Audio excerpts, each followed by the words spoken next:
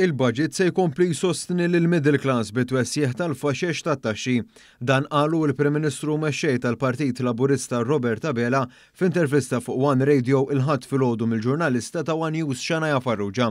Il-Prim Ministru kien mistoqsi dwar il-qagħda ekonomika ta' pajjiżna b'mod partikolari dwar il-ġejjieni fejn tenna kif il-budget li jmiss se jkollu miżuri intenzjonati biex ikomplu iwieżnu lill-klassi medja ta' pajjiżna. Dak li qegħdin naraw huwa l-ikbar tax cut illi qatt ingħatat fl-istorja ta' pajjiżna u li se tiġi mħabbra fil-budget li ġej. Jiġifieri fil-budget li ġej li se jkun f'Ottubru ta' din is-sena se naraw illi immissu it-tax bands, inwessaw it-tax bands b'mod u manjera illi ninċentivaw il-middle class, mhux biss il-middle class se tkun qiegħda tgawdi, imma se tkun qiegħda tgawdi sew ukoll il-middle class. Din il-miżura se tikkumplementa miżuri oħra li introduċa l-Gvern f'diversi oqsma li laqtu faxex differenti tas-soċjetà. Però il-Prim Ministru sostna kif din se tkun miżura intiża li tkompli tagħti l-kuraġġ lil dawn in-nies biex jimxu l qudiem. Dr. Abela għal dan meta kienet iwieġeb mistoqsija dwar l-inflazzjoni fejn semma l-miżuri li wieżnu lil familji u lin-negozji Maltin u Għawċin waqt l-isfidi internazzjonali fl-aħħar snin.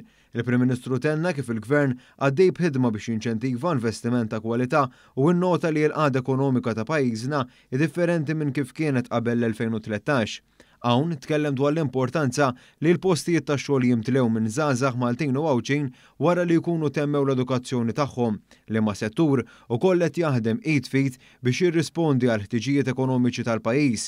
Fejn jidħol l-investiment, il-Prim Ministru dawwar ħarsu b'mod partikolari fuq l-startups. Issa x'qed naraw fl-startups, jiġifieri jkollok l-aġenzija responsabbli fuq livell Ewropew tal-startups illi turik li pajjiżna huwa wieħed mill-aqwa jew mill-ewwel 4 pajjiżi illi jirnexxielu jinċentiva u jiġbed startups lejh. Dik hija xi ħaġa fenomenali. Kif tibda startup? Ħafna minnhom huma ħolma ta' żagħżugħ jew żagħżugħa jew grupp żgħar ta' żgħażagħ hemm diversi li ltqajt magħhom f'dan l-aħħar xhur li jkollhom ħolma. Kien hawn li Dr. Abela sellem il-ħidma sfiqa li għaddejja f'dan il-qasam mill-Malta Enterprise li sservi ta' spalla biex dawn l-idejat fuq sma innovattivi isiru realtà. Il-Prim Ministru iżda nnota attakk riċenti tal-Oppożizzjoni dwar il-ħatra ta' George Gregory bħala kap eżekuttiv ta' din l-entità. U l-Oppożizzjoni toħroġ tattakkaħ purament għaliex assuma kariga li biha se jkun qed jaħdem fl-interess nazzjonali. Inkredibbli.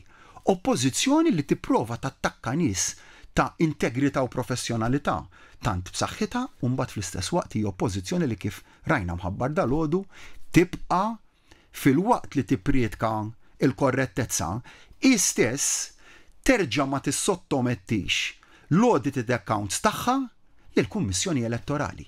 Dr. Abela tkellem ukoll dwar it-tiġdid fil-Partit Laburista. In-numru ta' kandidaturi li għandna l-Eżekuttiv Nazzjonali xi ħaġa li verament impressjonatni b'mod pożittiv u jurik kemm hemm entużjażmu u waċċ ta' nies biex jagħtu kontribut pożittiv lil dan il-moviment. Dik xi ħaġa li verament imlini bil-kuraġġ. L-istess fejn tidħol l-amministrazzjoni tal-partit tara dal-entużjażmu ta' nies hemm nies li kienu diġà fil-kariga, dem ġdid ukoll. Hawn il-mexxej Laburista feraħ b'mod partikolari lill-Ministru Ian Borg u lill-Europarlamentari Alex Agius-Saliba għall-ħidma li mistennija jwettqu fil-karigi ta' deputati mexxejja dan fil-waqt li saħaq kif dan it-tiġdid huwa kruċjali li jsir anke waqt li l-partit qiegħed fil-Gvern biex ikompli jwieġeb għall ħtiġijiet tal-poplu Malti u Għawċi kollu.